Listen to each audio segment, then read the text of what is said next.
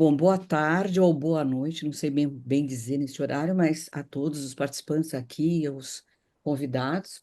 Nós estamos em mais um evento, né, organizado pelo Programa de Mestrado Profissional da Controladoria e Finanças da FPCAF. A gente tem normalmente esse evento uma vez por mês, então cada unidade, né, da FPCAF ela tem esses eventos normalmente. E este evento intitulado O Impacto da Moeda Digital Drex no Mercado Financeiro Brasileiro. Colocando aqui só um texto aqui inicial, nós podemos dizer que o BC, né, o Banco Central, vem acompanhando o tema há anos. Em agosto de 2020, organizou um grupo de trabalho para estudar a emissão da moeda real, da moeda digital brasileira, denominada na época Real Digital, que depois transformou-se em Drex, né?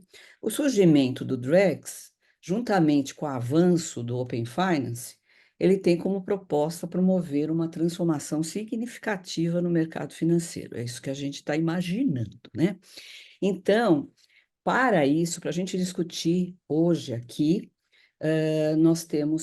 agradecemos a presença de dois convidados ilustres, eu posso dizer isso com toda a propriedade, nós podemos, né, professora? A professora Luciana pode me avalizar aqui.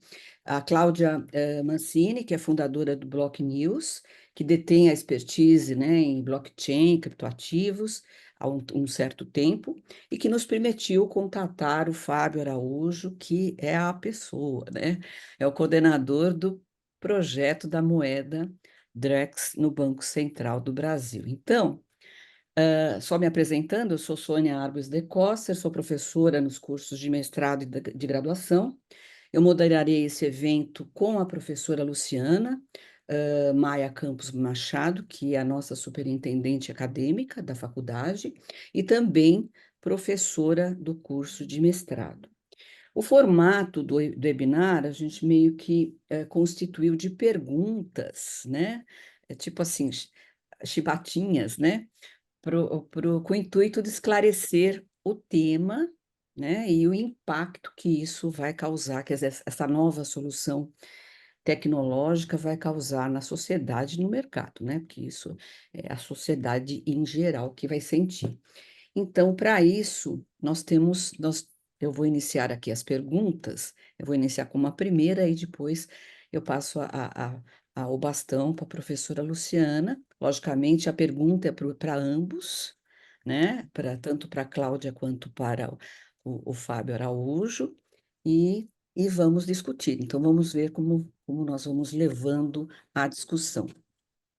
A primeira pergunta seria: como as moedas digitais dos bancos centrais diferem das criptomoedas, né? Aquelas que a gente conhece, Bitcoin, Ethereum, né? Por que que eu faço essa pergunta, né? Na matéria da exame do dia 2/9, o Fábio Araújo destacou que o Drex deve tornar o mercado de investimento mais atrativo que as criptomoedas. Então, aí fica aquela questão, né? Além de saber qual é a diferenciação dessa moeda estatal para uma moeda pública, privada, né? Vamos chamar assim, é, ela vem vamos dizer assim, a ideia da moeda estatal, ela não é contrária ao sentido das DeFis, né? Das finanças descentralizadas, né? Porque é isso que se vende quando se fala de criptomoeda, né? Que nós teremos as finanças descentralizadas. Então aí eu passo o bastão aí para vocês. Quem começa, é, qualquer um dos dois, podem ficar com a... Cláudia, Eu vou deixar para o regulador primeiro, que eu sempre falo que a gente dá passagem para o regulador primeiro. Depois tá bem, então eu pego o bastão. É, bem, a diferença entre as moedas digitais do Banco Central e as criptos em geral, ela é uma diferença bem marcante, né? Tem gente que pergunta assim, mas o real digital é uma cripto? Não, o real digital não é uma cripto. Se a gente fosse pensar na linguagem, no linguajar do ambiente cripto, seria um Real World Asset, seria um RWA, que é um ativo que já existe no mundo normal, fora do mundo virtual, e ele está sendo levado para esse mundo virtual. E quando a gente leva um ativo do mundo real para o mundo virtual, a gente leva todas as características desse ativo. Então, a moeda do Banco Central numa plataforma de DLT, ela continua sendo a moeda do Banco Central. Ela é o seu real, que a gente já está acostumado a utilizar no papel, né? Ou utilizar no aplicativo do banco. Agora a gente vai poder utilizar no aplicativo do banco ou no seu operador de acesso,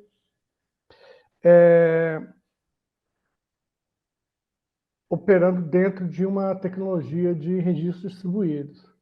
E aí teve essa frase isto é, que eu não me lembro de ter falado, mas o que eu tenho em mente é o seguinte: CBDC é uma moeda de liquidação. Cripto, principalmente aqui no Brasil, ele tem ocupado um espaço de um ativo de investimento, é um fator de risco a mais na gestão do seu portfólio. Então, como a gente aprende lá na teoria de portfólios, você gosta de diversificar riscos, de ter fatores de risco diferentes. Então, é natural que as pessoas se interessem, que os operadores de mercado utilizem esses fatores de riscos novos. E esses fatores de riscos novos eles vão se compor aos fatores de riscos do mundo não virtual, né? do real world. Então, quando você traz o CBDC no formato que o Banco Central está desenvolvendo, que é para criar uma plataforma de ativos tokenizados, você cria espaço para que todos os ativos que existem na economia possam se beneficiar da tecnologia de registros distribuídos. Então, você coloca esses dois universos operando conjuntamente e a gente gera uma sinergia entre eles. E aí, quando a gente. Então, eu não diria que é mais atrativo ou menos atrativo, isso depende do perfil do investidor. Né? E quando a gente considera as finanças descentralizadas,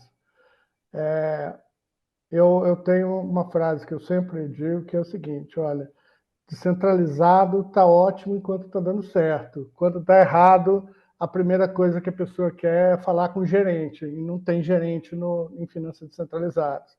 O que você fez está feito e acabou. Então, a ideia que a gente tem é de trazer essa tecnologia, trazer protocolos, trazer procedimentos para dentro do ambiente regulatório, mas não que o código seja a última palavra. A última palavra é a lei, a gente não tem como fugir disso. Então, se você tiver algum problema que esteja em desacordo com a lei, você precisa corrigir isso. E as próprias empresas que se criaram no ambiente de finanças descentralizadas, elas já perceberam que para você crescer em escala, para você passar para a escala do mercado financeiro convencional, você precisa adotar padrões regulatórios, padrões de integridade, padrões de segurança. Então, acaba sendo interessante para essas empresas irem para o ambiente regulado. Então, dar essa tecnologia, dar essa plataforma facilita com que modelos de negócio que hoje estão sendo desenvolvidos no ambiente experimental, vamos dizer assim, possa ser trazido para que a população toda desfrute dos benefícios em um ambiente regulado e mais seguro. Ok. Cláudia, por favor. Você que é Bom, a rainha das finanças descentralizadas. Porque nossa, você não, está não, não. falando do Sou blockchain, só jornalista. né? Não, não, sou só jornalista. Bom, enfim, acho que tem algumas questões aqui que são interessantes. Bom, o Fábio já falou, né? Diferença do centralizado e descentralizado. Acho que pouca gente, até quem investe em cripto, às vezes não conhece a realidade da cripto perfeitamente, né? Essa questão que não tem um telefone para ligar, não tem um lastro, fez, deu certo, ótimo, deu errado, sinto muito. Vai ser até aquele pensamento meio americano, investir, deu errado, é da vida. Que não é uma coisa muito comum aqui no Brasil, né? Não. Que a gente não tem muito esse pensamento. Acho que, assim, dizer que vai substituir as criptomoedas, acho bem difícil, porque você tem... as criptomoedas, infelizmente, aqui no Brasil, elas se tornaram só investimento, basicamente, às vezes Uhum. pagamento, mas nem é um pagamento assim que você paga com Bitcoin e o outro lado aceita o Bitcoin. Muitas vezes é assim, você vai pagar, mas alguém vai fazer a conversão para Vai real fazer e vai aquilo. pagar aquele comércio com real. O que acontece também é que assim, quem está olhando isso como investimento está querendo ganhar dinheiro Uhum. e está olhando, se você olhar Bitcoin, Ethereum, tem até algum fundamento ali, tem algum não, né? Tem um fundamento por trás, e o Bitcoin é único, e foi o primeiro, e é o mais descentralizado de todos. Você tem uma comunidade, pessoas que têm esse pensamento, eu não quero passar por um banco central, eu quero investir numa moeda digital, eu não quero passar por certos controles. Então, dizer que um vai ser melhor que o outro, acho muito difícil. O que a gente tem, eu acho que de vantagem aqui no Brasil é que você vai poder ter as duas possibilidades. Então, você vai poder ter um Drex um dia, né? Se for lançado, quando for, teremos um Drex com todos os benefícios que ele pode trazer. E você vai poder, a princípio, hoje pode, a princípio teremos também, continuaremos a ter um mercado de criptomoedas. Tem Uhum. uma vantagem aqui também, que as exchanges vão ser reguladas, isso é muito Uhum. importante, o que não tira o risco das criptomoedas, né? Porque o Bitcoin ele continua sendo um ativo volátil e arriscado, Ethereum e todas aquelas outras criptos que estão no mercado, especialmente aquelas mais malucas que são criadas exatamente para subir muito um dia e cair muito no outro. E que tem uma comunidade, às vezes, por trás, fazendo ela subir, fazendo ela cair, para essa comunidade ganhar dinheiro, né? Então, acho que não vai substituir, eu acho, particularmente, que é interessante que tenha para todo mundo, né? Não dá para Uhum. proibir, você não Uhum. vai conseguir, ninguém vai conseguir barrar isso. Então, assim, vamos tentar conviver da melhor forma possível. Se a gente cria uma CBDC que gera outros produtos, investimentos que sejam super interessantes e que alguém vai dizer assim, não, mas eu nem quero cripto, não preciso, é uma opção. Mas a gente, enfim, pode ser que a gente vá, eu acho que a gente vai continuar convivendo com essas criptomoedas raiz, né, diz assim, e continuar a não ser uma opção no mercado. E eu acho que se a gente tem um fortalecimento, por exemplo, de uma rede Ethereum, do uso da rede Ethereum, a própria criptomoeda se fortalece.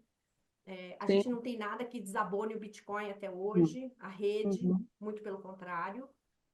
Enfim, então, acho que conviverão todos juntos. Concordo. Então, por favor, continue. Pode continuar aqui a discussão depois. Não, eu concordo que, assim, o CBDC e essa plataforma de ativos do mundo real tokenizado não vem para substituir esse novo instrumento de investimento. Ele vem para utilizar a tecnologia e trazer as características dos ativos de investimento que a gente já tem para dentro do mesmo ambiente, para que a gente possa conviver nesse novo desenho do mercado financeiro. Então, eu concordo, assim, mesmo que alguém tente proibir o uso de Bitcoin, eu acho impossível. Eu, eu particularmente, não acho que seja uma boa política, Não é mesmo? desde que as pessoas entendam o fator de risco que elas estão utilizando, eu acho que isso é super saudável. E aí entra o ponto de uma frase que a Cláudia falou, ela falou assim, investiu, deu errado da vida. O problema é que em investimentos você tem muita assimetria de informação.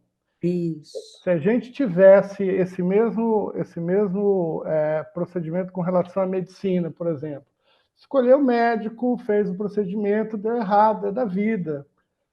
não pode ser assim, né? Você tem uma assimetria de informação muito grande, o médico sabe o que está fazendo, e aí, se você entra num desses protocolos que a Cláudia mencionou, que ele é feito para ter volatilidade, se você não está com a informação correta, você vai ser o pato que vai ficar perdendo dinheiro para quem controla o protocolo ganhar, né? Então, esse tipo de informação tem que ser transparente para quem está investindo. E aí tem o ponto da suitability, que é uma questão muito importante para o setor financeiro regulado. Porque certo. se você vai a um banco e faz um investimento lá, uma pessoa que não entende de finanças vai lá e compra um derivativo super alavancado e perde tudo, ele certamente, o banco vai ter que responder por isso, porque ele não poderia ter oferecido aquele serviço para o cliente que não sabe o que está comprando, né? É, faz todo sentido. Essa Entendi. questão da educação, você até não é assunto aqui, a cripto em cima, mas assim, essa questão da educação é terrível, porque como não tem alguém ali que você bate na porta e fala assim, É, você está ensinando as pessoas sobre isso, as exchanges tentam ensinar, os protocolos tentam ensinar, mas assim, realmente essa simetria de informação, ela é violenta, tanto que as pirâmides continuam existindo, né, os Gladsons da nossa, vida é continuam por aí, muito. isso é realmente um problema enorme. E eu espero que com a regulação isso seja até assim, a gente comece a ter um pouco menor essa diferença entre o que é hoje o mundo cripto com o que é hoje o mundo financeiro regulado. Perfeito. Professora Luciana, tem algum comentário? A gente tinha pensado em duas perguntas, dois questionamentos que eu acho que são interessantes, e o Fábio respondeu um pouco deles, né? Que era É, sobre qual a motivação real, né, do Banco Central quando pensou na criação do Drex. Você falou um pouco de tokenização, de ativos, mas se puder trazer um pouco desse olhar interno, de qual foi a motivação, né, durante esse processo de utilização do Drex. E talvez já emendando com outro ponto, de que maneira eu ele só- se diferencia de outros meios de pagamento. A gente tem o caso do Pix, que é um sucesso, uma criação do Banco Central, que é um case internacional, né? De algo muito bem sucedido. Mas como é que o Drex vai se diferenciar do Pix em termos de pagamento instantâneo, ou mesmo de outros meios de pagamento que já são existentes? Onde que ele vai entrar, né, nesse portfólio de meios de pagamento? essa dúvida que eu tenho faz tempo. Desde que vocês começaram a trabalhar bastante, né, na moeda e tudo mais, eu falei, nossa, agora com o Pix, você até colocou, desculpa fazer esse comentário também. Eu li todas as matérias que você estava, Ih, Fábio. Fábio, tá Assim, então, frito. assim, aí eu li uma lá que você falava isso, que não vai, olha, que o pessoal não deveria se sentir tão, como é que se diz? Você usou um termo, exato para dizer que o Pix talvez fosse uma surpresa, que não ia ser como foi o sucesso que o Pix foi, né? Porque efetivamente o Pix teve uma abordagem ampla, né? Ele entrou na sociedade de uma forma ampla, né? Entrou no varejão. Então, assim, é isso que a gente. Essa é uma discussão que eu vou colocar depois, mas acho que tem a questão realmente, como a professora Luciana colocou aqui, tem uma motivação muito boa que é a tokenização, né, dos ativos. Então, a gente vai tokenizar a economia, né? Não é isso? Sim, a motivação, quando a gente fala, isso depende do público que a gente está fazendo a interlocução. Você fala, tokenização da economia pode explicar já de uma maneira suficiente, mas eu acho que a gente pode voltar até a first principles para explicar exatamente qual é a motivação. Eu trabalho no Banco Central há 25 anos já, sou do Banco Central desde 1998, e a gente sempre trabalhou com dois problemas muito importantes para o Banco Central, que está no mandato do Banco Central, que um é a estabilidade de preço, e o outro é a estabilidade e a eficiência do sistema financeiro. Então, a gente conseguiu, com o Plano Real e Meta para Inflação, trabalhar a primeira parte de estabilidade de preços, mas a questão da estabilidade e da eficiência, a gente, por ser um país com muitos choques, a gente passou ao longo da década de 90 e do início dos anos 2000, muito focado na estabilidade do nosso mercado financeiro. E a gente sabe que assim, o banco mais estável que tem é o banco que não empresta para ninguém, porque ele nunca vai levar um default, nunca vai levar um calote. Só que você não tem banco para não emprestar para ninguém, né? Então, você tem que equilibrar entre a estabilidade e a eficiência na prestação de serviços. E a gente vê que nessa parte de eficiência de prestação de serviços, a gente ainda tem um déficit muito grande, né? Se com o Pix e com as instituições de pagamento a gente conseguiu avançar muito de maneira efetiva na bancarização da população brasileira, assim, antes do Pix a população já era bancarizada, só que não utilizava o sistema bancário nem para pagamento. Ele basicamente sacava os recursos e fazia pagamento com dinheiro físico. O Pix resolveu esse primeiro passo. Ele falou, olha, você pode fazer pagamento digital. E aí a gente conseguiu, nos 2 primeiros anos de operação do Pix, incluir 71 milhões de pessoas no sistema de pagamento digital. Então, foi uma inclusão muito grande. Agora, o setor financeiro, ele vai muito além do serviço de pagamento. E a gente vê que acesso a crédito, oportunidade de investimento, para o brasileiro médio, para o brasileiro mediano, é muito difícil. Se você olha para investimento, o brasileiro investe em poupança. Então, isso é o grosso dos CPFs, é a caderneta de poupança, que foi criada lá em 1808, quando Dom João VI chegou ao Brasil. E teve 2 ou 3 reformas desde então. E para crédito, a gente sabe que é aquele crédito direto ao consumidor, sem garantia, sem muito histórico, a pessoa não tem um rastro digital, porque ela não tinha uma vida digital, então você não tem nem como avaliar o crédito dessa pessoa, acaba sendo caríssimo. Quando você olha para a tecnologia de ativos distribuídos, você vê que a tokenização e a programabilidade que essa tecnologia traz, ela reduz muito o custo operacional, ela permite que garantias sejam utilizadas de uma forma muito eficiente. Então, elas atacam vários dos principais pontos que a gente tem hoje no mercado de oferta de serviços financeiros para a população. Então, a gente pode dizer que a motivação inicial, a motivação principal, que ela pode ser descrita de várias formas, é democratizar o acesso aos serviços financeiros.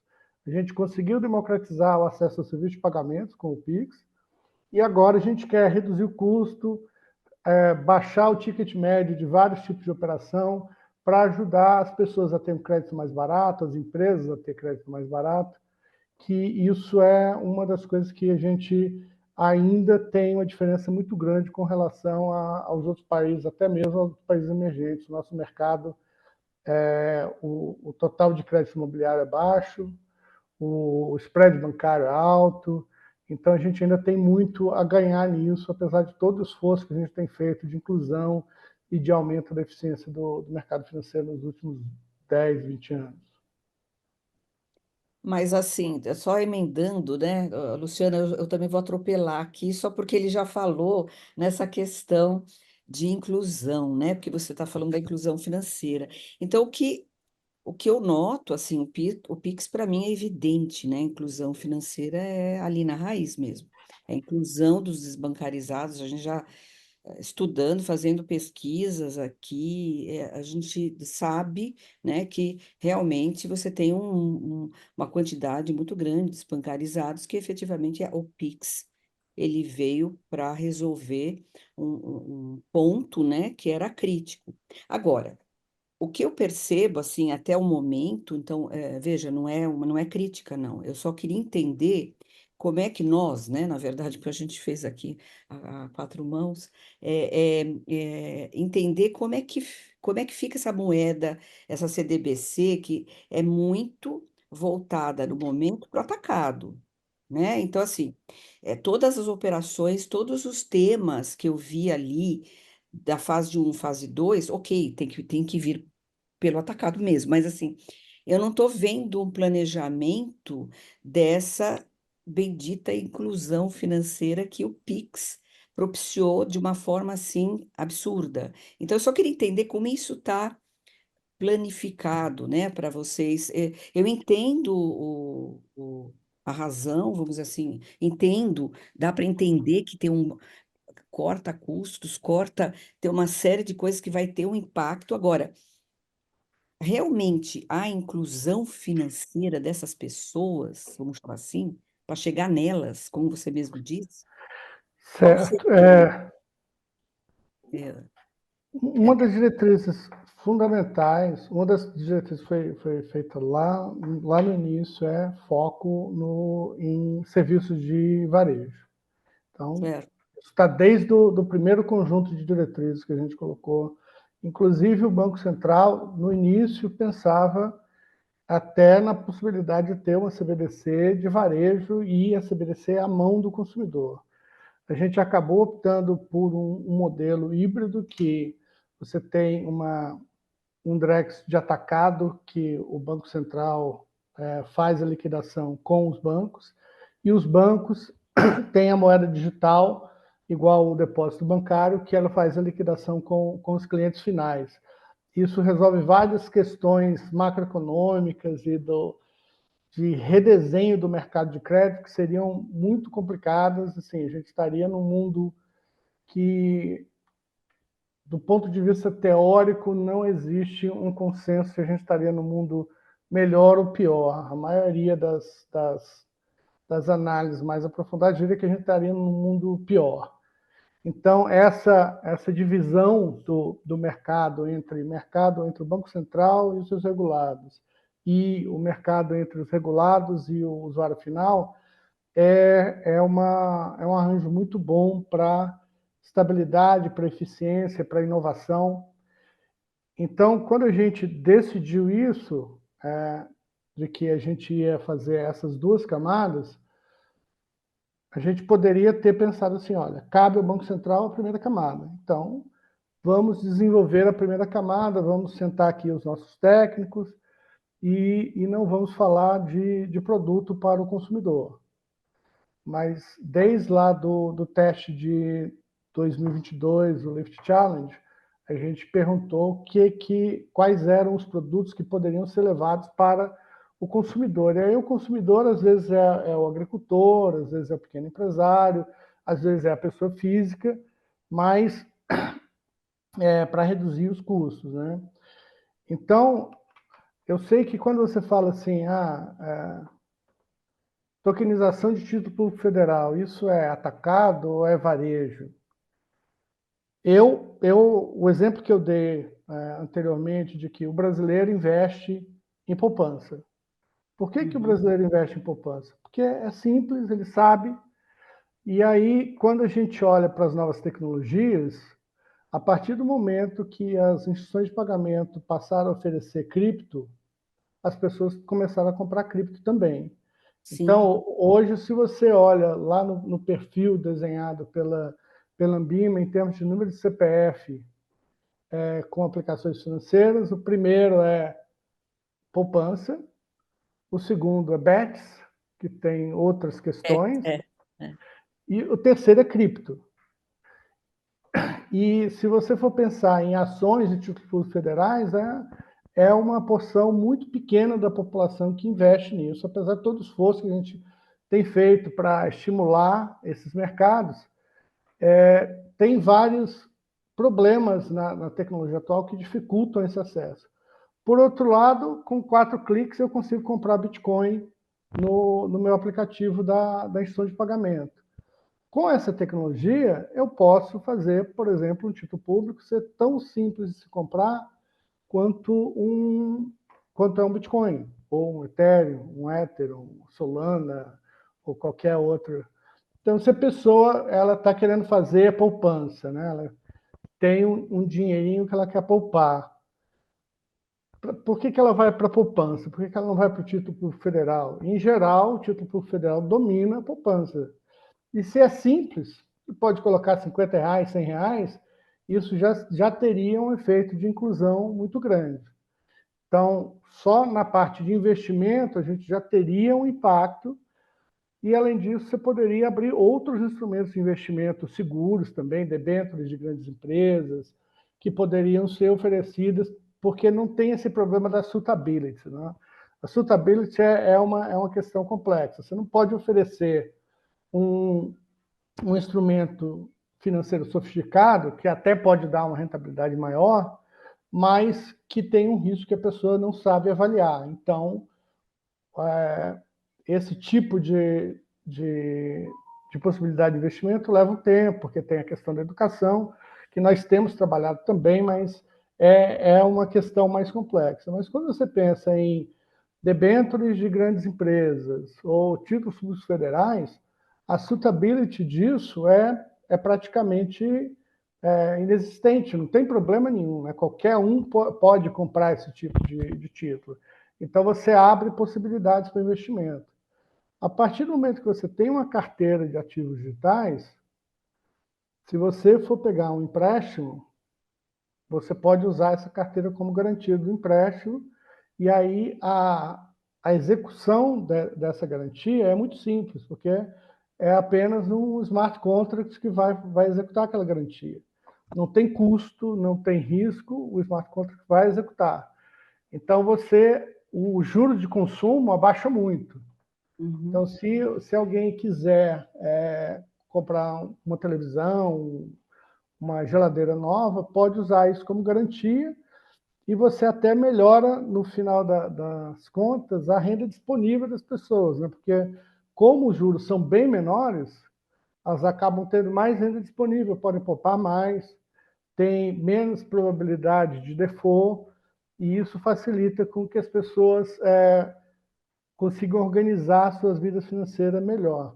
Isso é um exemplo para as pessoas. Se você for pensar para empresas pequenas, a gente já tem alguns exemplos de tokenização de recebíveis para financiamento de capital de giro, tem alguns projetos interessantes para isso.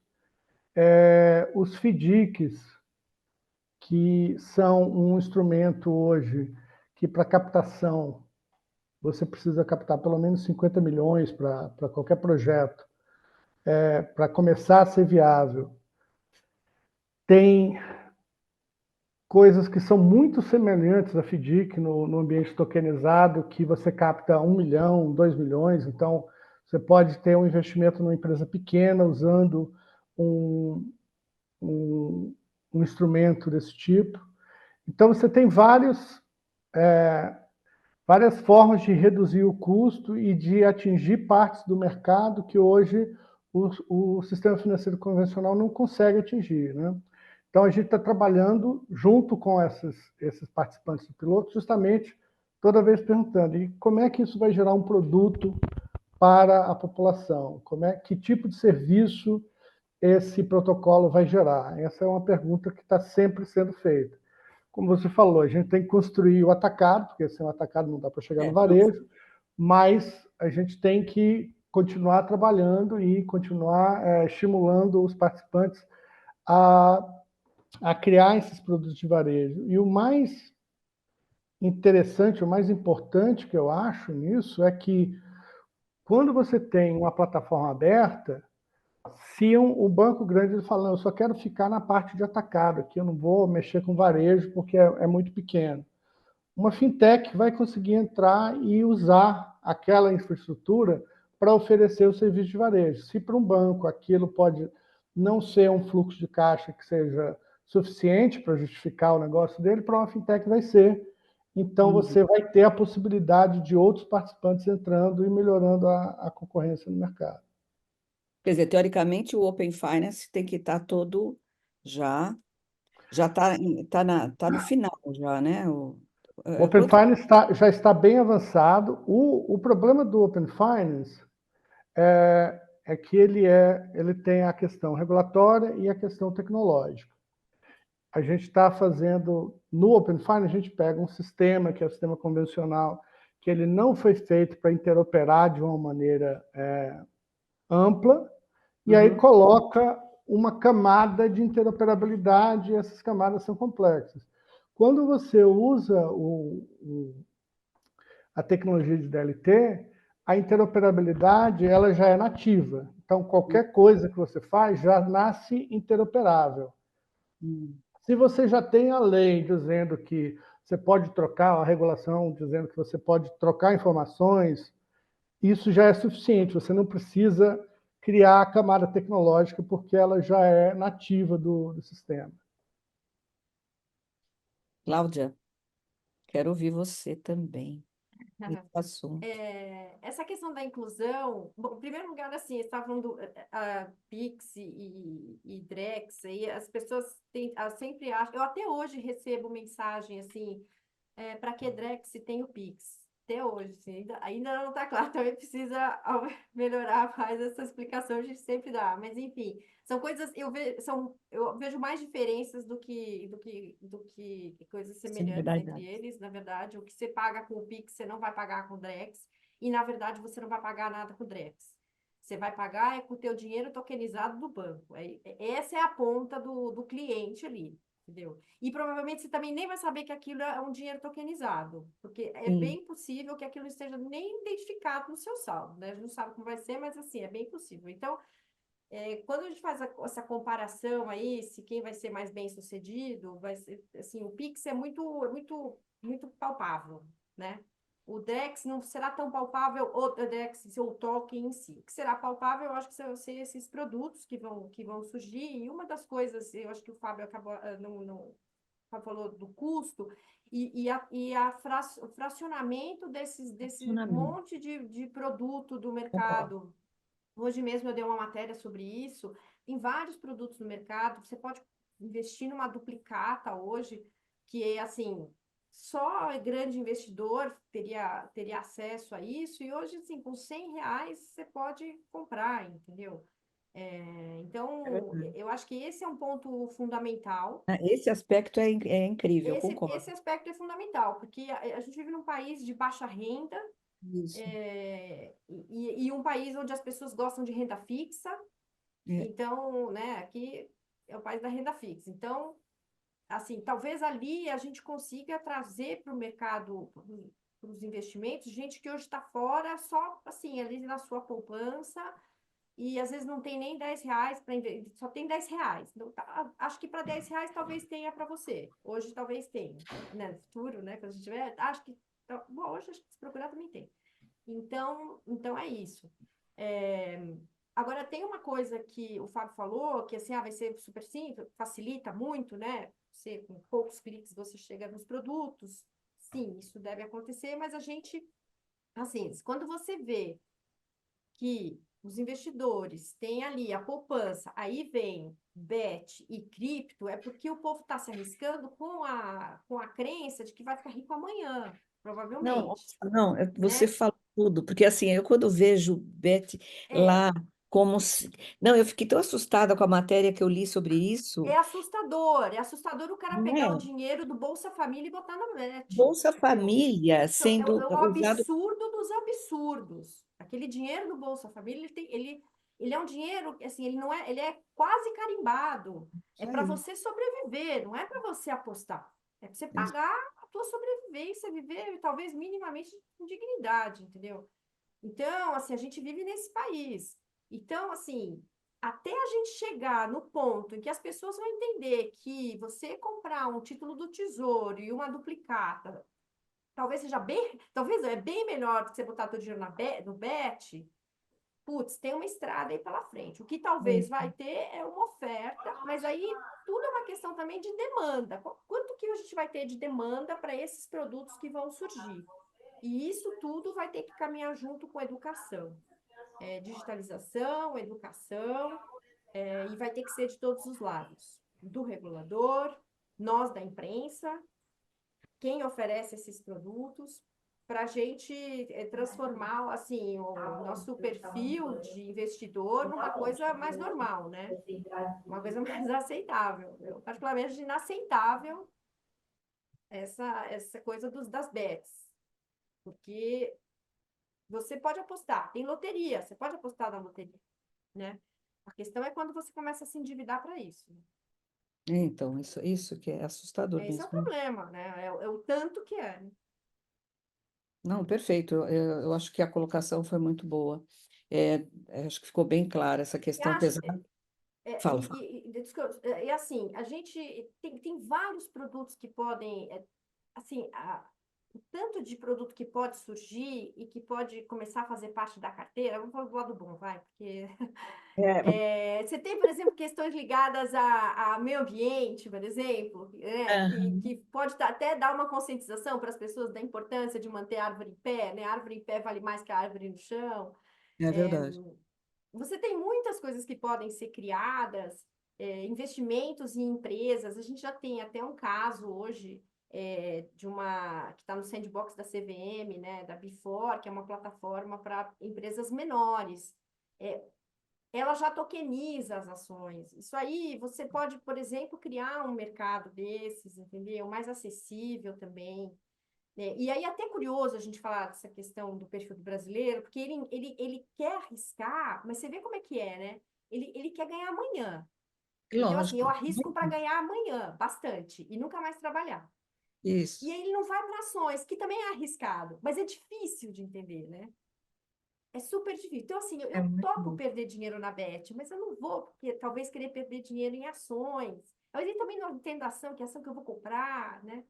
Quando tem umas que são mais certeiras, né? Ele podia ir nas super certeiras. Tipo, essa aqui, né? Não vou dar nomes, mas tem algumas que são mais certeiras, Por assim. aí. É por Difícil você aí. perder. É, é incrível, né? Essa questão realmente é muito doida, quando a gente analisa a fundo, né? Luciana, você tem, por favor, entra com uma pergunta aí sua. Vamos lá. Mudando um pouquinho o olhar, né? Quando a gente pensa em expansão de moedas digitais como um todo, e também, lógico, pensar na criação do Drex, como que vocês veem o impacto e se existe, né, alguma perspectiva de influência, discussão de autonomia do Banco Central com expansão de moedas? E aí, com esse mesmo olhar de impactos, né, como que vocês veem o impacto da utilização, aceitação do Drex em política monetária, estabilidade econômica? Como que isso entra nesse contexto? Essa pergunta é boa. Tá bem, eu não sei se eu entendi bem a primeira parte. A primeira parte é se a implantação do Drex tem impacto sobre a autonomia, se a autonomia tem impacto sobre a Da expansão implantação. de moedas digitais como um todo, sabe? Quando a gente começa a ver uma maior aceitação global, né, de moedas digitais, transações nesse sentido, como que vocês veem autonomias de Banco Central? Se existe uma influência que é discutida? Como que o Drex entra nesse contexto? Certo. Bem, eu acho que o Drex está sendo desenhado para não alterar o status quo regulatório legal. Né? Claro que ele vai ter que ter ajustes regulatórios, porque a gente tem uma nova tecnologia, mas um dos requisitos que a gente colocou é evitar a simetria regulatória entre o ambiente convencional e o ambiente digital. Então, isso é um guia, inclusive, antes da gente ter esse guideline esclarecido para a gente, o pessoal da regulação do banco estava assim, muito preocupado. Né? Poxa, a gente vai ter que escrever regulação do zero, a gente é um mundo novo, tem que fazer tudo novamente. E aí veio aquela história, né? Assim, poxa, dando um exemplo aqui meio extremo, você fala, olha, a gente já tem legislação sobre assassinato. Se o camarada é assassinado por revólver, eu não tenho uma legislação específica para revólver. Se inventarem uma pistola laser agora, eu não vou precisar de uma legislação específica para pistola laser. Eu preciso saber do que eu estou tratando. Então, as coisas que são novas nesse ambiente são os ativos virtuais. Aí sim, isso a gente precisa de uma regulação nova, pensar de como tratar isso.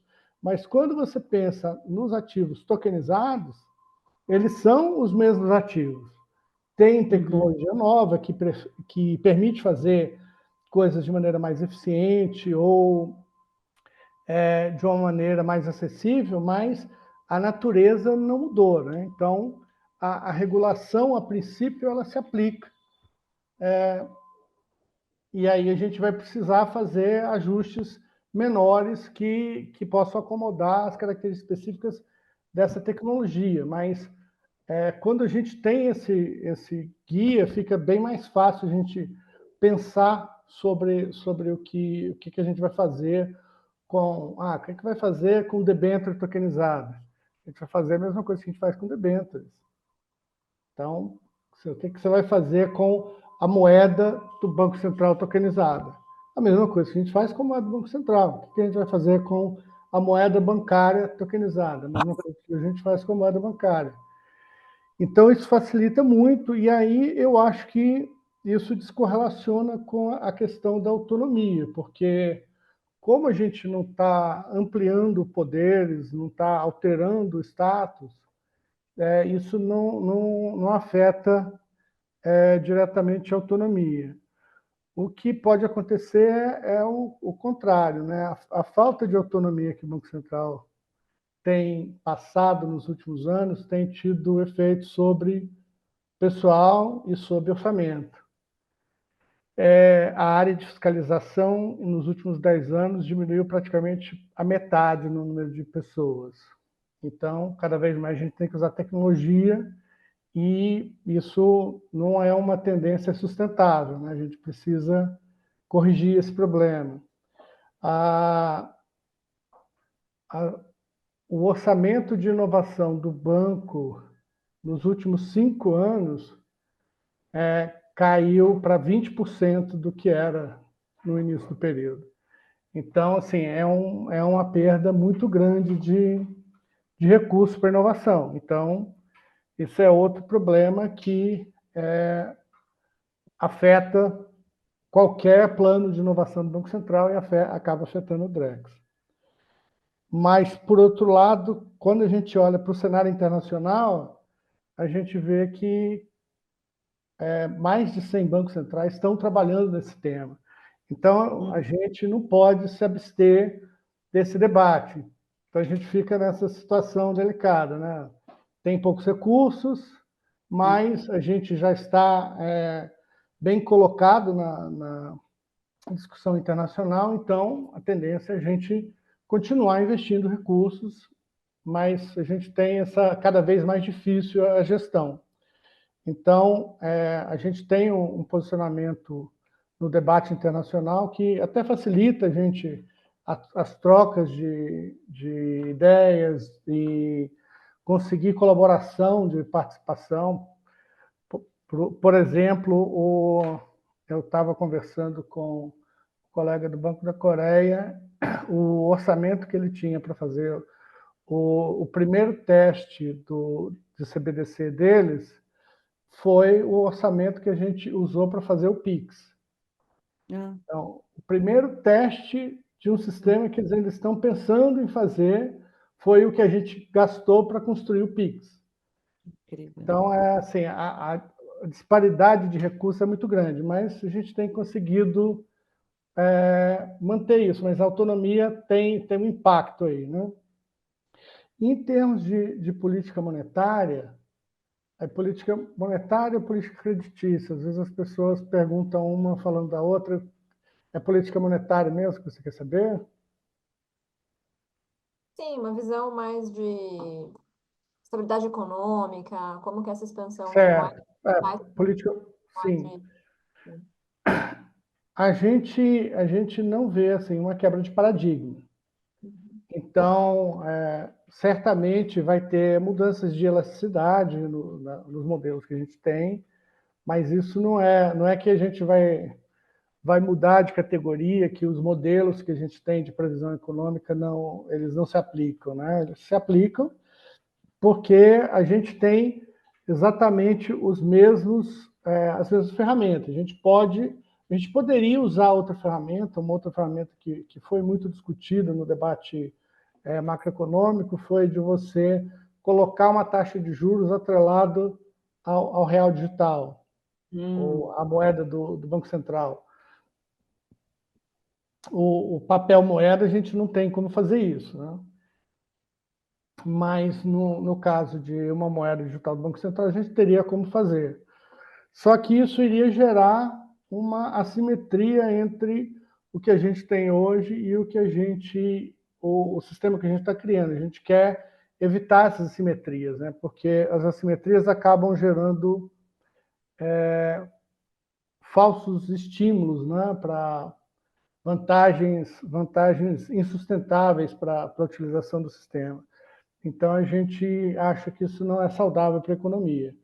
E aí, quando você tira isso da equação, você pode fazer operações de mercado aberto dentro da plataforma do Drex sem problema nenhum, porque tem títulos públicos federais lá dentro. Então, você pode emitir diretamente lá dentro, né, comprando o título público do mercado.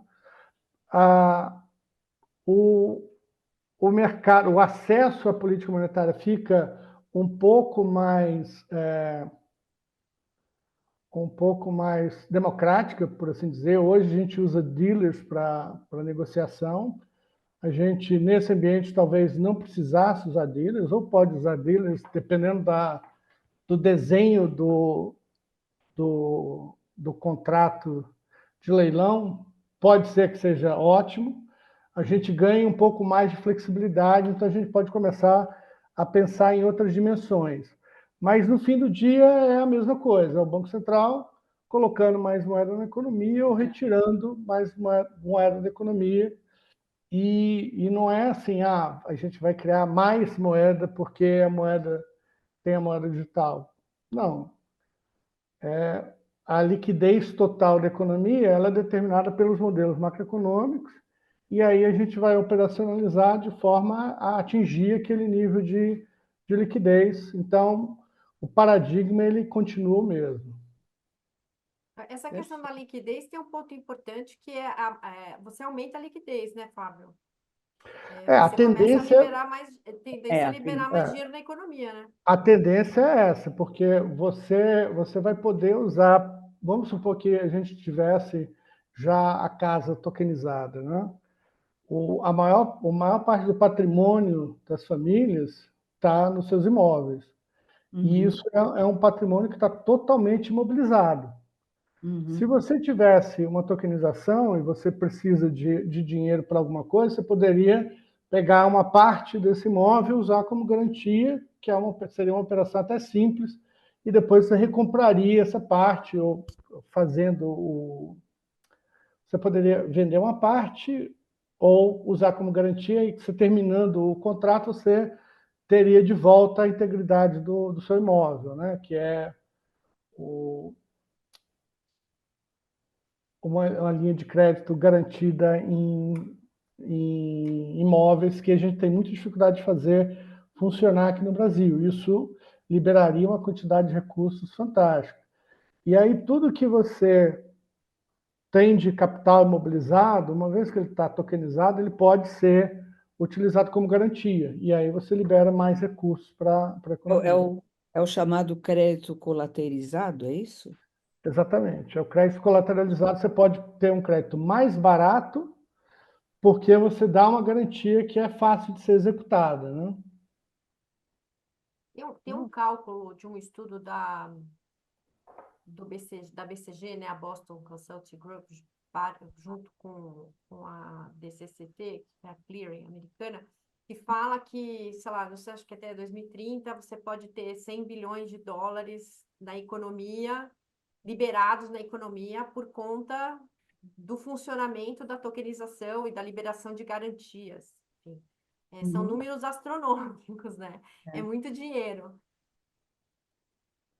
Agora, só pelo gancho dessa coisa que você comentou antes, eu gostaria até de ouvir os dois, eu vou até já puxar isso, viu, Luciana? A questão dos países que você colocou.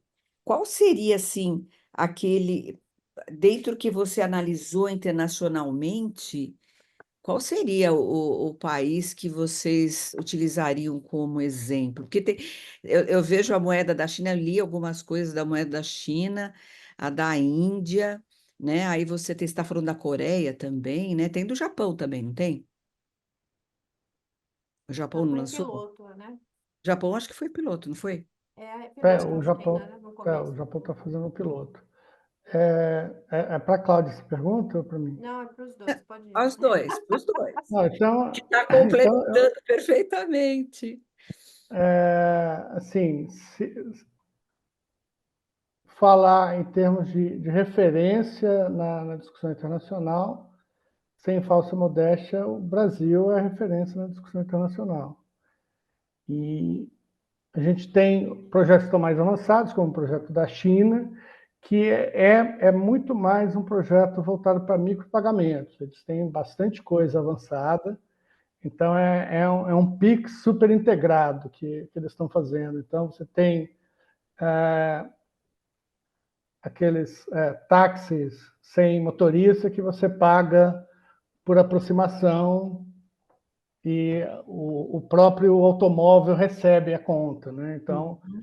você tem esses pagamentos entre máquinas também que podem acontecer, mas o foco deles é muito nesses pagamentos pequenos. Você acessar uma página da web e pagar para ler aquela página, ao invés de ter a assinatura do, do acesso ao jornal, por exemplo, você quer ler uma matéria específica, você paga uma matéria. Então, eles estão mais nesse foco assim, de fragmentar os pagamentos para facilitar o uso. E aqui a gente tem uma visão mais de fomentar o uso no mercado financeiro, dado que pagamento, a gente pode pensar quando a gente pensa em internet das coisas, esse tipo de solução que a China está buscando, ele é muito útil.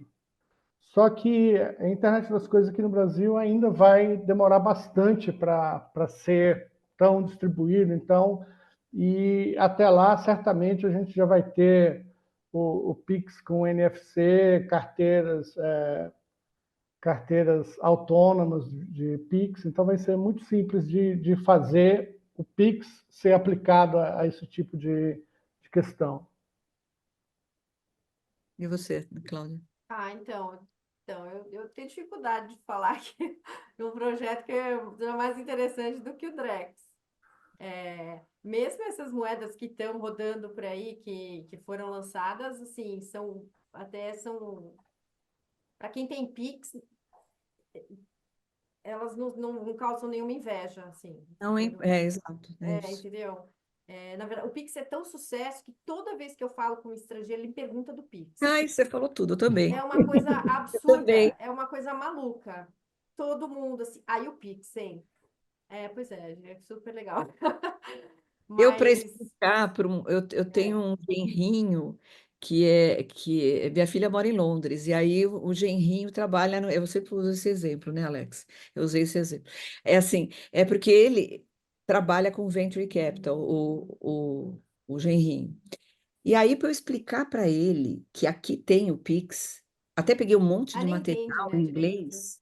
Não, Não na- entende. em Londres, na Inglaterra, você não tem algo É. parecido, né? Então, é muito louco, né? Quando a gente vai explicar e que é um Não, como vocês têm isso? Ele duvidou, entendeu? Eu tive que pegar um material todo para ele ler, porque eu falei assim, caramba, ele não sabe mesmo, entendeu? Tem uma coisa que. Ah, desculpa. Fala. Não, pode falar isso. Não, é que Não tem pode uma falar. coisa que o Brasil é bem bom, que é ser bem ruim no marketing da tecnologia bancária brasileira. O Brasil é ótimo em não ser bom nisso. É impressionante. Falou Quem tudo. é do setor lá fora meio que sabe, mas assim, deveria. Eu estou finalizando um livro que são histórias exatamente assim, sendo de diretores, de CIOs, CTOs de bancos, contando histórias curiosas, mas nesse bolo aí você acaba contando histórias da evolução da tecnologia bancária. Você pega o SPB, por exemplo, que a gente já está acostumado com É, ele, mas você pega o SPB, é uma coisa fora do normal, entendeu? era. Nossa, Assim, impressionante. e um sistema bancário que sobreviveu a um plano Collor, onde os caras Não, entraram no não, banco numa sexta-feira de manhã e saíram na segunda-feira de manhã para poder deixar o banco, para abrir o banco na segunda-feira com saldos atualizados, assim, não é qualquer um que é capaz de fazer isso. não é Então, mesmo. a gente é bem ruim disso aí. É, mas até me perdi na pergunta aqui, Mas do Drex. perfeito, você Então, falou dessa bem. mesma maneira, da mesma maneira, eu acho que o nosso Drex, assim, se eu for pegar tudo que eu leio e cubro e tudo mais, assim, a gente, o problema é que o Drex, você pega um país só sozinho fazendo isso, eu não sei, Fábio, posso estar enganada, né? Mas eu não tenho notícias de alguém fazendo isso na magnitude que a gente faz. Existem os projetos do BIS, aí você tem vários bancos centrais, você tem instituições financeiras estão lá, e ainda tem o hub do BIS, aí todo mundo junto lá, e vai, o dinheiro vai para cá, vai para lá. Mas assim, um país que senta e faz piloto, lift chat, faz piloto 1, faz piloto 2, agora vou botar quem está fora, agora a gente vai testar, aí tem caso de uso com carro, com duplicata, com crédito de carbono, né? Eu desconheço. Nunca apareceu para mim. A não ser que Incrível. eles também não estejam sabendo fazer propaganda. Mas... É, por aí. Falou bem. Deixa eu ir para o próximo aqui. Deixa eu ver só quanto tempo a gente tem, né? Porque estamos tentando otimizar. Menos, Ai, 7 horas! menos Ai, que Ai, loucura! O papo tá tão bom, gente! Tinha que ser de pelo menos 2 horas, né, Luciana? Ai, meu Deus. Eu não me toquei que era 7 horas. Olha que doido. É Mas acho que a muito gente pode fazer pelo menos uma ou duas perguntas, né? Vi que o Alex está isso. com a mão levantada. Assim o pessoal interage um pouquinho também. Isso, por favor, não tem ninguém aqui que O queira Alex tá fazer com a uma mão. perguntinha? Eu ia falar, perguntar de segurança, de privacidade. Vai ter que fazer, chamar mais uma vez. Vai ter que vir mais uma vez. Nem que a Vocês Sônia falou topam? no início que era conversa para no mínimo 4 horas. Isso, isso, com certeza. Alguém no Eu pessoal, Alex. gostaria. Ah, ótimo. Em primeiro lugar, parabenizá-los aí pela lucidez e a educação financeira aqui proporcionada para a gente, né? E a minha pergunta em relação, ainda é a proposta, né, a moeda dos BRICS, como que você enxerga, Fábio, questões de desafio e oportunidades em relação ao Drex, com a chegada de uma nova moeda aí? A gente está no ambiente internacional tentando construir uma plataforma que permita a troca de moedas de vários países. E quando você tem um ambiente assim, vamos supor que a gente conseguisse fazer uma plataforma onde os bancos centrais, pelo menos, operassem e tivessem lá dentro dessa plataforma um automated market maker para cada uma das moedas e um sistema de credenciais para transações entre os países. Com isso, você faz com que as trocas de moedas possam ser feitas diretamente entre os países. Por exemplo, o Brasil compra do Azerbaijão, se tem um automated market maker do Azerbaijão, eu posso receber a moeda do Azerbaijão e, se eu quiser, eu vou lá e troco por outra. Se não, eu sei que qualquer hora que eu quiser, eu posso ir lá trocar por outra. Então, eu posso manter um portfólio. E aí, quando você está nesse tipo de configuração, você ter uma moeda artificial, ela acaba sendo desnecessária, né? Então, eu acho que esse é um caminho, esse caminho de trocas diretas, usando a tecnologia para dar liquidez e para garantir que as pessoas têm como negociar as moedas 24/7, elas saberem onde negociar, isso já resolve os problemas. Hoje a gente não consegue negociar com o Azerbaijão, porque imagina, eu vou pagar lá uma importação que eu fiz do Azerbaijão em real. O camarada que vai receber real, eu falo assim, o que eu faço com isso? Quem é que eu vou encontrar que vai querer receber real? Não tenho, eu não sei, não conheço o valor, não sei a volatilidade, eu não sei nada disso aqui. Eu quero dólar, que dólar eu conheço. Ou eu quero euro, que euro eu conheço. Tudo bem. Então, com esses mecanismos que o ambiente de DLT traz, a gente pode resolver esses problemas sem precisar passar por uma terceira moeda, e aí a gente está numa situação que, em termos de participação dos países no mercado internacional, é muito mais inclusiva. Você quer incluir Eu alguma? queria, assim, eu passei muitos anos cobrindo blocos econômicos, negociações comerciais internacionais, enfim. E assim, para você ter um euro, os países da União Europeia, eles tiveram que comer toneladas de saco de sal para chegar onde eles chegaram. É. A União Europeia começou ali na década de 50, com um projeto muito claro ali do que a gente queria, onde a gente queria chegar, e ele foi crescendo, e aí, em um determinado momento, chegou-se ali. Tinha um nivelamento desses países muito grande, tinha cadeias produtivas muito conectadas e já regionais. Tinha ali um acordo que assim, o déficit não pode ser maior que X, se você tiver ali, você não vai entrar, entendeu? Tinha regras muito claras. Então, isso não é uma coisa que surge da noite para o dia. É muito difícil. Você tem que ter uma integração de verdade, é integração mesmo. Não é uma, É, é uma integração que você tem. Eu vejo dessa forma por ter visto o que aconteceu na União Europeia. Então, isso não nasce da noite para o dia, em primeiro lugar. Agora, eu particularmente acho que, assim, existe, claro, um desejo de você criar um novo sistema, menos dependente do que existe hoje, e isso é legítimo, não há nenhum problema nisso, mas, assim, hoje esse anúncio me parece muito mais político do que algo que esteja realmente, assim, com um plano que a gente sentou e a gente vai trabalhar em cima disso e a gente tem prazo. O mês que vem tem que ser isso, o ano que vem tem que ser isso, o ano que vem e o outro ano tem que ser isso aqui. É assim que você faz. Eu vi ali algumas coisas, li algumas coisas de que sim, há grupos, né? A Rússia muito tentando fazer isso funcionar, os técnicos, né? Do banco lá dos BRICS. Mas, enfim. Então, hoje eu acho que é mais um anúncio político do que um plano concreto. é. A gente vai ter que comer muito saco de sal junto para chegar aí. O Mercosul não conseguiu. E a gente não conseguiu nem uma moeda no Mercosul, que é o nosso quintal, né? E para finalizar, é isso, né? Hoje você tem uma É mais DLT político mesmo. que possibilitaria o pagamento transfronteiriço com muita facilidade. Então, assim, talvez a gente tenha que fazer esse webinar lá, na próxima reunião dos BRICS. Verdade, verdade, sem dúvida. É bem por É. aí, viu? Deixa eu só colocar aqui a pergunta do Eliseu. Ele pergunta o seguinte: Fábio, boa tarde. Em relação aos créditos com garantia imobiliária, gostaria de sua visão de como será solucionada a questão da obrigatoriedade de registro das transações imobiliárias nos cartórios se a transação ocorrer num ambiente tokenizado, /Drex. Esse é um dos principais pontos, né? Assim, quando a gente fala de blockchain, blockchain é muito bom para garantir a integridade da informação, Uhum. mas a entrada da informação ela tem que ter qualidade.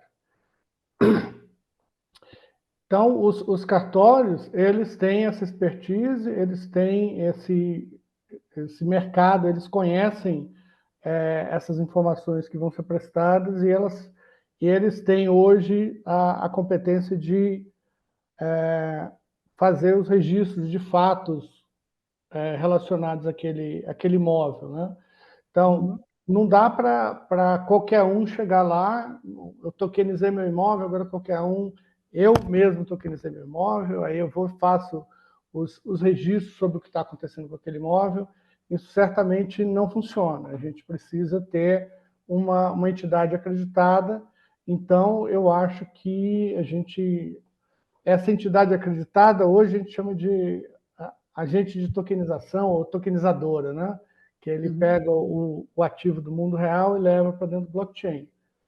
O papel natural dos cartórios nesse ambiente seria fazer esse tipo de serviço, né? Seria ser o agente tokenizador. Ele tem que levar esse ativo para dentro do blockchain e aí a gente já tem vários cartórios que estão usando blockchain para fazer registro dos seus imóveis, e garantir que a informação que está dentro do blockchain corresponde à realidade, né? Esse é o caro do processo que a gente não tem como resolver com blockchain. A gente fala assim, blockchain é ótimo para garantir a integridade da informação, mas garbage in, garbage out, né? Se não tiver uma boa informação na entrada, você não tem como construir um ativo financeiro bom em cima daquilo. Perfeito. Cláudia, por favor.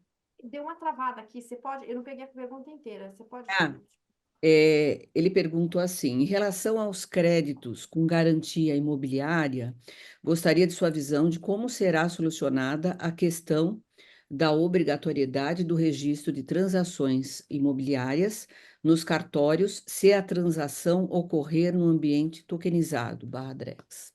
Mas isso ele está falando no futuro, se houver o Drex, é isso? Num Mas futuro acho que nem tokenizado, precisaria, né? No acho que futuro não precisaria tokenizado. nem do cartório, né? Ah, boa. É, sim, Essa é uma concordo. discussão super antiga, que assim, tão antiga quanto o blockchain, que assim, precisamos de cartório? Assim, em teoria, Em teoria, não. como não precisaremos, aliás, de outros intermediários? Quando o Fábio estava falando da regulação, a gente que não precisa mudar muita coisa e tudo mais, a gente está falando talvez dos ativos, mas tem coisas que É, a gente talvez vai ter intermediário que é, você vai poder falar, olha, não precisa mais. não precisa Porque mesmo. está tudo na blockchain ali, entendeu? Então, assim, eu posso tirar a gente do meio desse Fato. processo, eu posso permitir que, de repente, alguém faça duas funções que hoje não faz, porque vai estar todo mundo ali, Não, entendeu? não, certíssimo. Os cartórios correram, fizeram blockchain, né, deles, né? Acho que o de registro civil, mas assim, pode ser que ele É precise. uma questão cultural, né? É uma questão cultural. Mas a inovação Cartório, é para isso, é para acabar com o cultural, né? Quando você você... criou um banco Não, digital, você acabou com a história de é inagência. verdade. Não, e a gente tem que ficar feliz que os cartórios são todos informatizados, né? Hoje em dia. É, A gente tem que ficar feliz com isso, né? Então, isso que é cômico, né? Porque, assim, se a gente for pensar mesmo, para quê, né? Então, é isso que você está falando, né? Efetivamente, não precisaria ter esse terceiro, né? Óbvio, é. esse intermediário. Tem vários intermediários aí do processo financeiro. Olha lá, é que ele respondeu, olha lá. Cláudia, a Cláudia é minha heroína. Ele respondeu. Não sei, viu? Tem que tomar cuidado com essas coisas que eu falo, mas enfim, mas é isso. Não, mas a gente está discutindo a tecnologia, assim, se você tem Tecnologia, não, Ué, é verdade. inovação é isso, né? É Ela verdade. derruba. Hoje em dia você tem o táxi com a licença da prefeitura, táxi em cima, e o outro que é do aplicativo, Isso. A gente tem que fazer. diferente. Tem todas essas acomodações, né, do mercado, né? É, Por conta disso, é. você falou tudo, não tenha dúvida. Ai, gente, infelizmente vou ter que encerrar. Nós vamos ter que encerrar, né, Luciana? Que triste isso. Tá muito bom o papo. Sinceramente, assim, acho que a gente precisa repetir, né? Se vocês toparem, a gente deixa agendado aí uma data que vocês puderem, a gente volta, porque tem muito assunto para discutir isso. Eu acho que o que falta é o que você falou, é divulgação, é comunicação, é marketing, né? Sobre tudo. Não é só o Pix lá fora, né? Eu acho que a gente aqui, eu acho que esse tema é óbvio que depende de quem você está querendo alcançar, do perfil, não sei o quê, mas assim, veja que o exemplo do Pix foi muito doido, né? Porque quando a gente pensa hoje, eu usei o Pix a primeira. Não, na verdade, eu tive que usar, eu fui obrigada a usar o Pix, porque eu estava de férias lá em Porto Seguro. E Porto Seguro, eu não sei se vocês sabem, lá, quando foi novembro, né? Novembro de 2022 que entrou o Pix? Novembro de 2020. 2020. 20? Eu estava em 2021. Aí eu levei um Nossa, susto. demorou, Sônia, para ser obrigado. Não, você acredita que demorou. A prefeitura, ela obrigava os taxistas, todos tinham que usar o Pix. Então foi muito louco isso, porque aí todo mundo usando o Pix na praia, que hoje é comum, né? Hoje é comum, mas assim, na época, eu não tinha Pix ainda. Eu tive que fazer o Pix lá, porque a gente não conseguia fazer nada, nem pagar o coco, nem pagar o coco na praia. Então, aí que a gente percebe, é muito legal. Isso eu acho que deve ser emocionante para o pessoal do Banco Central sentir que isso realmente chegou lá, né? Chegou na ponta, né? É uma inovação maravilhosa, né? Então, assim, isso tem muito. Então, que o brasileiro também ele é aberto à inovação, né? Ele se é incrível como ele entra em tudo, não tem problema algum, né? Mas assim, eu fiquei muito espantada. Eu tinha um pouco de preocupação, falei, não, vou esperar rolar um pouco para ver se dá certo mesmo, e aí eu faço o meu Pix, entendeu? É sério. Eu entrei, demorei, porque eu falei assim, não, vai ter ainda testes. Sabe assim, eu vou. E olha que eu sou de tecnologia. Então, assim, eu falei, eu vou deixando, né? E eles lá, adotando já desde o início. Eles falaram que já tinha sido adotado e tinha sido uma obrigação mesmo por parte do prefeito, né, que ele instituiu. Mas, gente, a gente então tem que voltar, tá bom? Olha, fenomenal. Olha aqui, o Alex colocou, o webinar sensacional, fenomenal. Realmente foi muito, muito rico. Eu queria agradecer, realmente, eu vou já fazer meu agradecimento, a Luciana faz o dela. Muito obrigada, Cláudia, muito obrigada, André, Fábio, e todos os que estão aqui participando, né? Eu acho que realmente foi muito produtivo, tá? Muito obrigada. Tá Vou vendo aqui, o passar. pessoal gostou bastante, tem várias parabenizações.